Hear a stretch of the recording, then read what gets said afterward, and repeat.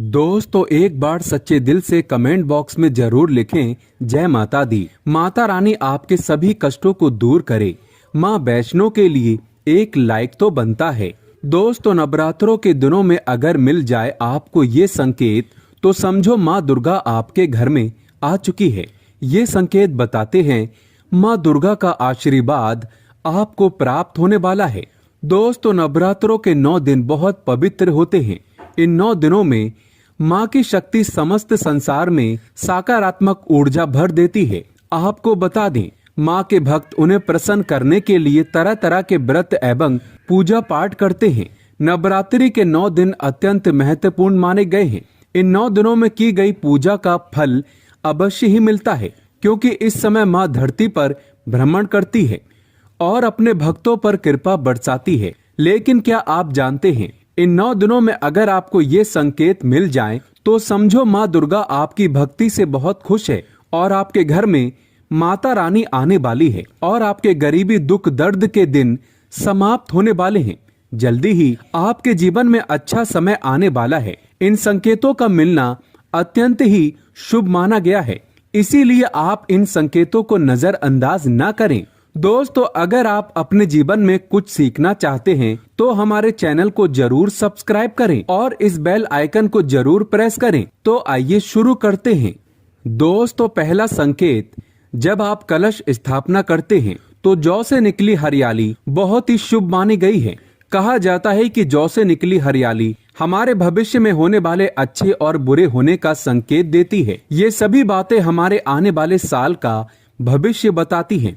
यदि आपने जौ बोए हैं और वो किसी कारण नहीं हो पाए हैं तो ये संकेत बड़ा ही मनहूस माना गया है। कहा जाता है कि नवरात्रों में जौ अगर सूख जाते हैं या बढ़ते नहीं तो आपको समझ लेना चाहिए कि ये साल आपका खराब होने वाला है तथा घर में कोई बीमारी आने वाली है। ये धन हानि का संकेत माना गया है, क्योंकि आपने कोई न कोई गलती ऐसी कर दी होगी जिसके कारण माता रानी नाराज हो गई है। इसीलिए माता से आप क्षमा अवश्य मांग लें। माँ अपने भक्तों को अवश्य माफ करती है। और दोस्तों यदि जौ हरे भरे हो जाते हैं तो ये शुभ संकेत होता है। इससे आने वाले समय में आपको बहुत ज्यादा ही धन लाभ होगा।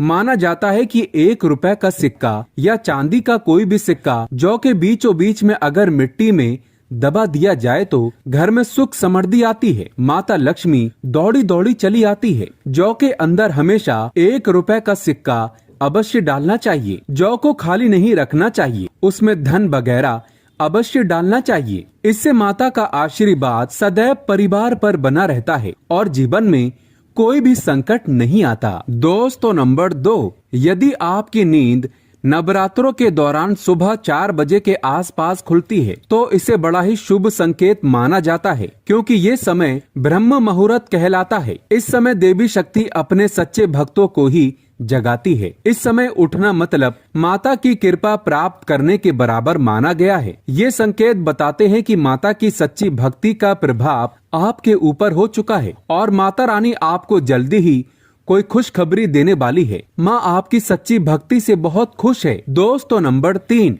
यदि नवरात्रि में आपका मन प्रसन्न होने लगे, पूजा पाठ में आपका मन लगने लगे, पूजा करते समय मन का शांत होना, ये दर्शाता है कि आपको बहुत जल्द माँ की कृपा प्राप्त होने वाली है। माता रानी आपकी भक्ति से बहुत खुश है। ऐसे व्यक्ति को समझ जाना चाहिए कि उसके जीवन में अब अच्छा समय आने वाला है। दोस्तों नंबर 4, नवरात्रों के दौरान अगर माँ के गले से फूल गिर जाए तथा जौ के हरे भरे पत्ते अगर बिन हवा के हिल जाएं, तो इसे अति उत्तम माना गया है। ये संकेत बताता है कि माता रानी का आगमन आपके घर में अस्थायी रूप से हो चुका है। आपको माता लक्ष्मी की कृपा प्राप्त होने वाली है। ये संकेत कुछ खास लोगों को ही दिखाई देते हैं। माना जाता है कि पूजा करते समय अगर धुआं अधिक बढ़ जाए तो इससे ये पता चलता है कि आपके घर से गरीबी हमेशा हमेशा के लिए जाने वाली है।